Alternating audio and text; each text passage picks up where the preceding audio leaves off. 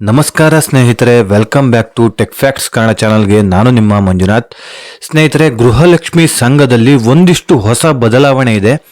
So ಆ ಒಂದು ಬದಲಾವಣೆ ಏನು ಅಂತ ಈ ವಿಡಿಯೋದಲ್ಲಿ ತಿಳಿಸ್ಕೊಡ್ತೀನಿ. ಇದ್ರ ಬಗ್ಗೆ ಈಗಾಗಲೇ ಲಕ್ಷ್ಮೀ ಹೆಬ್ಬಾಳ್ಕರ್ ಅವರು ಸ್ಪಷ್ಟನೆಯನ್ನು ಕೊಟ್ಟಿದ್ದಾರೆ. ಎಲ್ಲ ಮಹಿಳೆಯರಿಗೂ ಕೂಡ ಭರ್ಜರಿ ಗುಡ್ ನ್ಯೂಸ್ ಇದೆ. ಈ ಒಂದು ವಿಡಿಯೋನ ಕಂಪ್ಲೀಟ್ ಆಗಿ ವಾಚ್ ಮಾಡಿ, ಎಲ್ಲೂ ಕೂಡ ಸ್ಕಿಪ್ ಮಾಡದೆ ಕೊನೆ ತನಕ ನೋಡೋದಕ್ಕೆ ಟ್ರೈ ಮಾಡಿ. ನೀವಿನ್ನು ಯಾರ್ಯಾರು ಹೊಸಬರು ನನ್ನ ಚಾನಲ್ನ ಸಬ್ಸ್ಕ್ರೈಬ್ ಮಾಡದೆ ಈ ಒಂದು ವಿಡಿಯೋನ ನೋಡ್ತಾ ಇದ್ದೀರೋ, ಪ್ಲೀಸ್ ಸಬ್ಸ್ಕ್ರೈಬ್ ಮಾಡಿ, ಪಕ್ಕದಲ್ಲಿರುವಂತಹ ಬೆಲ್ ಐಕನ್ನ ಪ್ರೆಸ್ ಮಾಡಿ. ಸ್ನೇಹಿತರೆ, ನೀವು ಸಬ್ಸ್ಕ್ರೈಬ್ ಮಾಡಿ ನನಗೆ ಸಪೋರ್ಟ್ ಮಾಡೋದ್ರಿಂದ ಇದೇ ರೀತಿಯಾದಂಥ ಒಳ್ಳೊಳ್ಳೆ ಕಂಟೆಂಟ್ ಇರುವಂತಹ ವಿಡಿಯೋನ ನಿಮ್ಮ ಮುಂದೆ ತರಲಿಕ್ಕೆ ನನಗೆ ಪ್ರೋತ್ಸಾಹ ಸಿಗುತ್ತೆ ಅಂತ ಹೇಳ್ತಾ ಈ ಒಂದು ವಿಡಿಯೋನ ಶುರು ಮಾಡೋಣ ಬನ್ನಿ.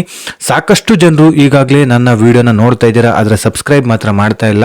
ನೀವು ಸಬ್ಸ್ಕ್ರೈಬ್ ಮಾಡಿ ನನಗೆ ಸಪೋರ್ಟ್ ಮಾಡಿದ್ರೆ ತಾನೆ ನಾನು ಕೂಡ ಇದೇ ರೀತಿಯಾದಂತಹ ಒಳ್ಳೊಳ್ಳೆ ಕಂಟೆಂಟ್ ಇರುವಂತಹ ವಿಡಿಯೋನ ನಿಮ್ಮ ಮುಂದೆ ತರಲಿಕ್ಕೆ ನನಗೆ ಪ್ರೋತ್ಸಾಹ ಸಿಗೋದು.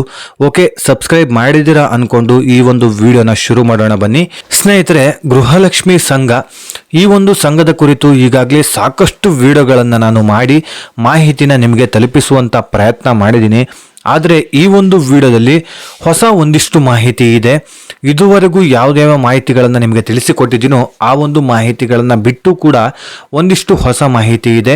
ಇದ್ರ ಬಗ್ಗೆ ಈಗಾಗಲೇ ಲಕ್ಷ್ಮೀ ಹೆಬ್ಬಾಳ್ಕರ್ ಅವರು ಕೂಡ ತಿಳಿಸಿದ್ದಾರೆ. ಕಳೆದ 2 ದಿನದ ಹಿಂದೆನೆ ಕಂಪ್ಲೀಟ್ ಆದಂತ ಮಾಹಿತಿನ ತಿಳಿಸ್ಕೊಟ್ಟಿದ್ದಾರೆ. ಗೃಹಲಕ್ಷ್ಮಿ ಸಂಘ, ಈ ಒಂದು ಸಂಘದಲ್ಲಿ ಏನೇನೋ ಹೊಸ ಬದಲಾವಣೆ ಇದೆ, ಸೊ ಅದೆಲ್ಲದರ ಕುರಿತು ಮಾಹಿತಿ ಕೊಟ್ಟಿದ್ದಾರೆ. ಸೊ ಆ ಒಂದು ಮಾಹಿತಿನ ಈ ಒಂದು ವಿಡಿಯೋದಲ್ಲಿ ನಿಮಗೆ ತಿಳಿಸಿಕೊಡುವಂತ ಪ್ರಯತ್ನ ಮಾಡ್ತೀನಿ. ಸ್ನೇಹಿತರೆ, ನವೆಂಬರ್ 28 ಅಂದ್ರೆ ಹೋದ ತಿಂಗಳಲ್ಲೇ ಈ ಒಂದು ಗೃಹಲಕ್ಷ್ಮಿ ಸಂಘ ಓಪನ್ ಆಗಬೇಕಾಗಿತ್ತು. ಆದ್ರೆ ಇನ್ನೂ ಕೂಡ ಓಪನ್ ಆಗಿರಲಿಲ್ಲ. ಕಾರಣಾಂತರಗಳಿಂದ ಕೆಲವೊಂದಿಷ್ಟು ಪ್ರಿಪರೇಷನ್ ಮಾಡ್ಕೊಂಡಿರೋ ಕಾರಣದಿಂದ ಮುಂದೆ ಹೋಗಿದೆ. ಇನ್ನೂ 6 ತಿಂಗಳು ಟೈಮ್ ಬೇಕು ಅಂತ ಹೇಳ್ಬಿಟ್ಟು ಹೇಳ್ತಾ ಇದ್ದಾರೆ. ಈಗಾಗಲೇ 6 ತಿಂಗಳು ಆದ್ಮೇಲೆ ಈ ಒಂದು ಸಂಘ ಓಪನ್ ಆಗೋದಂತೆ. ಸದ್ಯಕ್ಕೆ ಓಪನ್ ಆಗ್ತಾ ಇಲ್ಲ. 2026 ಮಾರ್ಚು ಅಥವಾ ಏಪ್ರಿಲ್ ನಂತರದಲ್ಲಿ ಈ ಒಂದು ಸಂಘ ಓಪನ್ ಆಗುವಂಥದ್ದು. ಹಾಗೆಯೇ ಗೃಹಲಕ್ಷ್ಮಿ ಸಂಘ ಅಂತ ಹೇಳ್ಬಿಟ್ಟು ಒಂದು ಬ್ಯಾಂಕ್ ಕೂಡ ಓಪನ್ ಆಗ್ತಾ ಇದೆ. ಈ ಒಂದು ಬ್ಯಾಂಕಿನ ಅಡಿಯಲ್ಲೇ ಈ ಒಂದು ಸಂಘ ರನ್ನಿಂಗ್ ಆಗುವಂಥದ್ದು. ಸೊ ಹಾಗಾಗಿ ಈ ಒಂದು ಸಂಘಕ್ಕೆ ಸಾಕಷ್ಟು ಪ್ರಿಪರೇಷನ್ ಆಗದೆ ಇರೋ ಕಾರಣಕ್ಕೋಸ್ಕರ ಇನ್ನು 6 ತಿಂಗಳ ಕಾಲ ಮುಂದೂಡಲಾಗಿದೆ ಸ್ನೇಹಿತರೆ. ಹಾಗೆಯೇ ಈ ಒಂದು ಸಂಘಕ್ಕೆ ಸೇರ್ಕೊಳ್ಬೇಕಂತ ಹೇಳಿದ್ರೆ ಯಾರು ಬೇಕಾದರೂ ಸೇರ್ಕೊಳ್ಬೋದು. ಆದರೆ ಎಷ್ಟು ದಿನ ಕಾಲಾವಕಾಶ ಇರುತ್ತೆ ಅಂತ ಹೇಳ್ಬಿಟ್ಟು ನಿಮಗೆ ಮಾಹಿತಿ ಇರಲಿಲ್ಲ. ಅಂದರೆ ನೀವು ಲೈಫ್ ಲಾಂಗ್ ಸೇರ್ಕೊಳ್ತಾ ಹೋಗ್ಬೋದು, ಯಾರಿಗೆ ಇಷ್ಟ ಇಲ್ವೋ ಅವರು ಬಿಡ್ತಾ ಹೋಗ್ಬೋದು ಅನ್ನೋದು ಮೈಂಡ್ ಸೆಟ್ಟಲ್ಲಿ ಇತ್ತು. ಆದರೆ ಈಗ ಒಂದಿಷ್ಟು ಬದಲಾವಣೆ ಮಾಡಿದರೆ 30 ದಿನದಿಂದ 60 ದಿನ ಅಥವಾ 90 ದಿನದ ಒಳಗಾಗಿ ನೀವು ಈ ಒಂದು ಸಂಘಕ್ಕೆ ಸೇರ್ಕೊಳ್ಬೇಕು ಅಂತ ಹೇಳಿದ್ರೆ 1 ತಿಂಗಳು ಟೈಮ್ ಇರುತ್ತೆ. ಅಷ್ಟರ ಒಳಗಾಗಿ ನಿಮಗೆ ಸೇರೋದಕ್ಕಾಗಿಲ್ಲ ಅಂತ ಹೇಳಿದ್ರೆ 2 ತಿಂಗಳು ಟೈಮ್ ಇರುತ್ತೆ. ಅಷ್ಟರ ಒಳಗಾಗಿ ನಿಮಗೆ ಸೇರ್ಕೊಳ್ಳೋದಕ್ಕಾಗಿಲ್ಲ ಅಂತ ಹೇಳಿದ್ರೆ 3 ತಿಂಗಳು ಟೈಮ್ ಇರುತ್ತೆ. ಅದು ಬಿಟ್ಟು ನಿಮಗೆ 10 ದಿನ ಎಕ್ಸ್ಟ್ರಾ ಕೊಡ್ತಾರೆ. ಅಲ್ಲಿಗೆ 100 ದಿನ ಟೈಮ್ ಇರುತ್ತೆ ಸ್ನೇಹಿತರೆ. 100 ದಿನದ ಒಳಗಾಗಿ ನೀವು ಈ ಒಂದು ಸಂಘಕ್ಕೆ ಸೇರ್ಕೊಂಡಿಲ್ಲ ಅಂತ ಹೇಳಿದ್ರೆ ಅದಾದ ನಂತರದಲ್ಲಿ ನಿಮಗೆ ಸೇರ್ಕೊಳ್ಳೋದಕ್ಕೆ ಸಾಧ್ಯ ಇಲ್ಲ. ಈಗಾಗಲೇ ಗೃಹಲಕ್ಷ್ಮಿ ಯೋಜನೆಗೆ ಯಾರ್ಯಾರು ಸೇರ್ಕೊಂಡಿಲ್ವೋ ಅಂಥವರು ಈಗಲೂ ಕೂಡ ಹೋಗಿ ಗೃಹಲಕ್ಷ್ಮಿ ಯೋಜನೆಗೆ ಅರ್ಜಿನ ಸಲ್ಲಿಸಿ ಪ್ರತಿ ತಿಂಗಳು 2,000 ರೂಪಾಯಿನ ಪಡ್ಕೊಂಡು ಬರ್ಬೋದು. ಆದರೆ ಗೃಹಲಕ್ಷ್ಮಿ ಸಂಘಕ್ಕೆ ಆ ರೀತಿ ಇಲ್ಲ. 100 ದಿನ ಕಾಲಾವಕಾಶ ಇರುತ್ತೆ. ಅಷ್ಟರ ಒಳಗಾಗಿ ನೀವು ಈ ಒಂದು ಸಂಘಕ್ಕೆ ಸೇರ್ಕೊಳ್ಬೇಕಾಗತ್ತೆ ಸ್ನೇಹಿತರೆ. ಹಾಗೆಯೇ ಈ ಒಂದು ಸಂಘಕ್ಕೆ ಎಷ್ಟು ಹಣ ಕಟ್ಟೋದು ಅಂತ ಸಾಕಷ್ಟು ಮಹಿಳೆಯರಿಗೆ ಗೊತ್ತಿರಲಿಲ್ಲ. ಅಂದರೆ ಪ್ರತಿ ತಿಂಗಳು 2,000 ರೂಪಾಯಿನ ಕಟ್ಟಬೇಕಾ? 2,000 ರೂಪಾಯಿ ಪ್ರತಿ ತಿಂಗಳು ಹೇಳಿ ಟೈಮಿಗೆ ಹಾಕೋದಿಲ್ಲ. ಕೆಲವೊಂದಿಷ್ಟು ದಿನಗಳಲ್ಲಿ ಚೇಂಜಸ್ನ ಮಾಡ್ತಾನೆ ಇರ್ತಾರೆ. ಪ್ರತಿ ತಿಂಗಳು ಹೇಳಿ ಟೈಮಿಗೆ ಹಣ ಬರೋದಿಲ್ಲ. ಈ ತಿಂಗಳ ಹಣ ಮುಂದಿನ ತಿಂಗಳು ಬರುತ್ತೆ, ಮುಂದಿನ ತಿಂಗಳ ಹಣ ನೆಕ್ಸ್ಟ್ ತಿಂಗಳಲ್ಲಿ ಬಂದ್ರಾಯ್ತು, ಇಲ್ಲ ಅದರ ನೆಕ್ಸ್ಟ್ ತಿಂಗಳಲ್ಲಿ ಬಂದ್ರಾಯ್ತು. 2-3 ತಿಂಗಳಿಂದ ಸೇರಿಸಿ 1 ತಿಂಗಳಲ್ಲಿ ಹಣ ಹಾಕೋದು ಇರುತ್ತೆ. 2-3 ತಿಂಗಳ ಹಣ ಬರದೇ ಇರೋ ಚಾನ್ಸಸ್ಸು ಕೂಡ ಇರುತ್ತೆ. ಸೊ ಈ ಒಂದು ಹಣನೇ ನಂಬಿಕೊಂಡು ನಾವು ಈ ಒಂದು ಸಂಘಕ್ಕೆ ಸೇರ್ಕೊಳ್ಳೋದಕ್ಕೆ ಸಾಧ್ಯ ಇದೆಯಾ ಅಂತ ಹೇಳ್ಬಿಟ್ಟು ಸಾಕಷ್ಟು ಜನರಿಗೆ ಡೌಟ್ಸ್ ಇದೆ. ಈಗಾಗಲೇ ನನ್ನ ಕಾಮೆಂಟ್ ಸೆಕ್ಷನ್ ಅಲ್ಲೂ ಕೂಡ ಕಾಮೆಂಟ್ ಮಾಡಿದ್ರಿ. ಸ್ನೇಹಿತರೆ, ಈ ಒಂದು ಸಂಘಕ್ಕೆ ನೀವು ಸೇರ್ಕೊಳ್ಬೇಕಂತ ಹೇಳಿದ್ರೆ ಪ್ರತಿ ತಿಂಗಳು 2,000 ರೂಪಾಯಿ ಹಣ ಕಟ್ಟಬೇಕು ಅಂತ ಹೇಳ್ಬಿಟ್ಟು ಇಲ್ಲ. ಪ್ರತಿ ತಿಂಗಳು 200 ರೂಪಾಯಿ ಕಟ್ಟೋದಷ್ಟೇನೆ. 1 ತಿಂಗಳಿಗೆ 200 ರೂಪಾಯಿ ಕಟ್ಟುವಂಥದ್ದು. 6 ತಿಂಗಳ ಕಾಲ ನೀವು 200 ಕಟ್ಕೊಂತ ಹೋದ್ರಿ ಅಂತ ಹೇಳಿದ್ರೆ 6 ತಿಂಗಳ ಆದ್ಮೇಲೆ ನಿಮಗೆ ಸಾಲ ಸಿಗತ್ತೆ. ಹೌದು, ಈಗಾಗಲೇ 25,000ದಿಂದ 3 ಲಕ್ಷದವರೆಗೆ ಸಾಲ ಕೊಡ್ತೀವಿ ಅಂತ ಹೇಳ್ಬಿಟ್ಟು ಲಕ್ಷ್ಮೀ ಹೆಬ್ಬಾಳ್ಕರ್ ಅವರು ಹೇಳಿದ್ರು.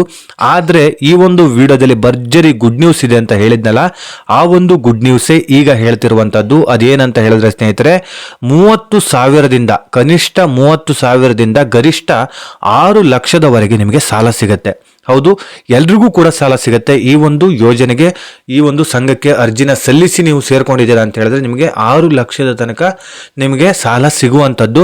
ಜೊತೆಗೆ ಬಡ್ಡಿ ಪ್ರಮಾಣ ಕೂಡ ಬಹಳ ಕಡಿಮೆ ಇರುತ್ತೆ. ಬೇರೆ ಒಂದು ಸಂಘಗಳಿಗೆ ಕಂಪೇರ್ ಮಾಡಿದ್ರೆ ಹತ್ರ 3 ಪಟ್ಟು ಕಮ್ಮಿ ಇರುತ್ತೆ ಸ್ನೇಹಿತರೆ.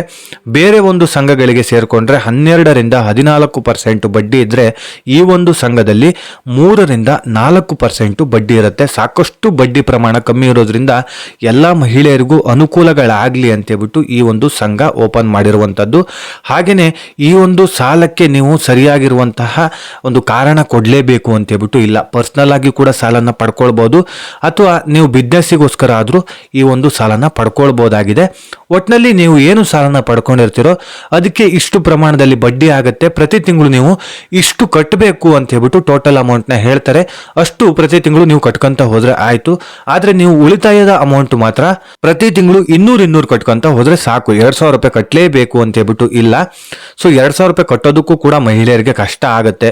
ಸೊ ಹಾಗಾಗಿ ಯಾರು ಕೂಡ ಸಂಘಕ್ಕೆ ಸೇರ್ಕೊಳ್ಳಲ್ಲ ಅನ್ನೋದು ಸರ್ಕಾರದ ಪ್ಲಾನ್ ಆಗಿರುತ್ತೆ. ಹಾಗಾಗಿ ಪ್ರತಿ ತಿಂಗಳು 200 ಕೊಟ್ಟರೆ ಸಾಕು. ಹಾಗೇನೆ ನಿಮಗೆ ಶ್ಯೂರಿಟಿ ಕೂಡ ಯಾರೇ ಹಾಕ್ಬೇಕನ್ನೋದಿಲ್ಲ. ಈಗಾಗಲೇ ಬೇರೆ ಬೇರೆ ಸಂಘಗಳಿಗೆ ನೀವು ಸೇರ್ಕೊಂಡ್ರಿ ಅಂತ ಹೇಳಿದ್ರೆ ನಿಮ್ಮ ಒಂದು ಸಂಘದಲ್ಲಿ 10ರಿಂದ 12 ಜನ ಅಥವಾ 15 ಜನ ಇರ್ಬೋದು. ಎಲ್ಲರೂ ಕೂಡ ಶ್ಯೂರಿಟಿ ಹಾಕಬೇಕಾಗುತ್ತೆ. ನಿಮಗೊಂದು 50,000 ಸಿಗ್ಬೇಕಂತ ಹೇಳಿದ್ರು ಕೂಡ ಎಲ್ಲರೂ ಶ್ಯೂರಿಟಿ ಹಾಕಬೇಕಾಗುತ್ತೆ, ಸೈನ್ ಹಾಕಬೇಕಾಗುತ್ತೆ, ಡಾಕ್ಯುಮೆಂಟ್ಸ್ನ ಕೊಡಬೇಕಾಗುತ್ತೆ. ಆದರೆ ಈ ಒಂದು ಸಂಘದಲ್ಲಿ ನಿಮಗೆ ಯಾವುದೇ ಒಂದು ಶ್ಯೂರಿಟಿ ಇರೋದಿಲ್ಲ.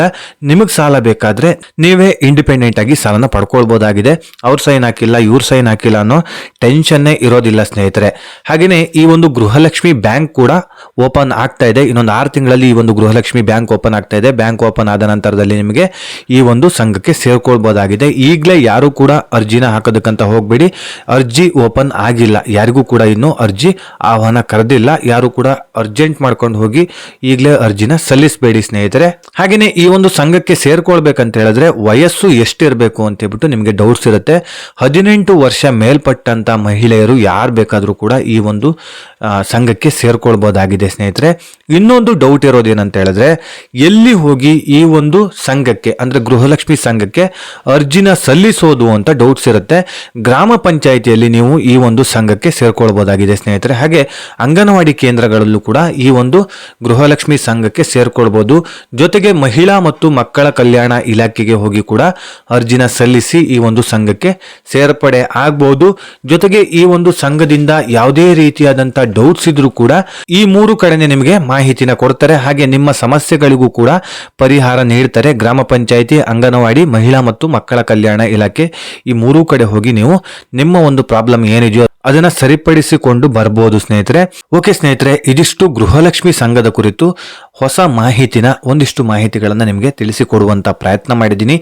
ಈ ಒಂದು ವಿಡಿಯೋದಲ್ಲಿ ನಿಮಗೆ ಯಾವುದೇ ರೀತಿಯಾದಂಥ ಡೌಟ್ಸ್ ಇದ್ರೂ ಕೂಡ ನನ್ನ ಕಾಮೆಂಟ್ ಸೆಕ್ಷನ್ ಅಲ್ಲಿ ಕಾಮೆಂಟ್ ಮಾಡಿ, ನಾನು ಅದಕ್ಕೆ ರಿಪ್ಲೈ ಮಾಡೋದಕ್ಕೆ ಪ್ರಯತ್ನ ಪಡ್ತೀನಿ. ಬೈ ಚಾನ್ಸ್ ರಿಪ್ಲೈ ಮಾಡೋದಕ್ಕೆ ಆಗಿಲ್ಲ ಅಂತ ಹೇಳಿದ್ರೆ ಮುಂದಿನ ದಿನಗಳಲ್ಲಿ ಅದರ ಬಗ್ಗೆ ಕಂಪ್ಲೀಟ್ ಮಾಹಿತಿನ ತಿಳ್ಕೊಂಡು ವಿಡಿಯೋ ಮಾಡಿ ತಿಳಿಸುವಂತ ಪ್ರಯತ್ನ ಮಾಡ್ತೀನಿ. ಸದ್ಯಕ್ಕೆ ಬಂದಿರುವಂತ ಮಾಹಿತಿನ ನಿಮಗೆ ತಿಳಿಸಿಕೊಟ್ಟಿದ್ದೀನಿ. ಗೃಹಲಕ್ಷ್ಮಿ ಸಂಘ ಏನಿದೆಯೋ ಈ ಒಂದು ಸಂಘ ಓಪನ್ ಆಗೋದಕ್ಕೆ ಟೈಮ್ ಕೊಡ್ತಾರಲ್ಲ, ಆಗಿನಿಂದ ನೀವು ಈ ಒಂದು ಸಂಘಕ್ಕೆ ಆದಷ್ಟು ಬೇಗ ಸೇರ್ಕೊಳ್ಳಿ. 100 ದಿನ ಆದ್ಮೇಲೆ ನೀವು ಸಂಘಕ್ಕೆ ಸೇರ್ಕೊಳ್ತೀನಿ ಅಂತ ಹೇಳಿದ್ರೆ ಯಾರಿಗೂ ಕೂಡ ಅವಕಾಶ ಇರೋದಿಲ್ಲ. ಜೊತೆಗೆ ಯಾರು ಬೇಕಾದ್ರೂ ಗೃಹಲಕ್ಷ್ಮಿ ಸಂಘಕ್ಕೆ ಸೇರ್ಕೊಳ್ಬೋದಾ ಅಂತ ಹೇಳಿದ್ರೆ ಸೇರ್ಕೊಳ್ಬಹುದು.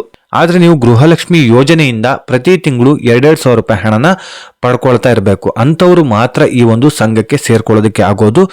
ಇನ್ನುಳಿದಂಥ ಮಹಿಳೆಯರಿಗೆ ಆಗೋದಿಲ್ಲ. ಪ್ರತಿ ತಿಂಗಳು 2,000 ರೂಪಾಯಿ ಯಾರ್ಯಾರು ಪಡ್ಕೊಳ್ತಾ ಇದ್ದೀರೋ, ನೀವು ಗೃಹಲಕ್ಷ್ಮಿ ಯೋಜನೆಯನ್ನ ಯಾರ್ಯಾರು ಸದುಪಯೋಗ ಪಡಿಸ್ಕೊಳ್ತಾ ಇದ್ದೀರೋ ಅಂಥವರಿಗೆ ಮಾತ್ರ ಈ ಒಂದು ಸಂಘಕ್ಕೆ ಸೇರ್ಕೊಳ್ಳೋದಕ್ಕೆ ಸದ್ಯಕ್ಕೆ ಅವಕಾಶ ಕೊಟ್ಟಿದ್ದಾರೆ.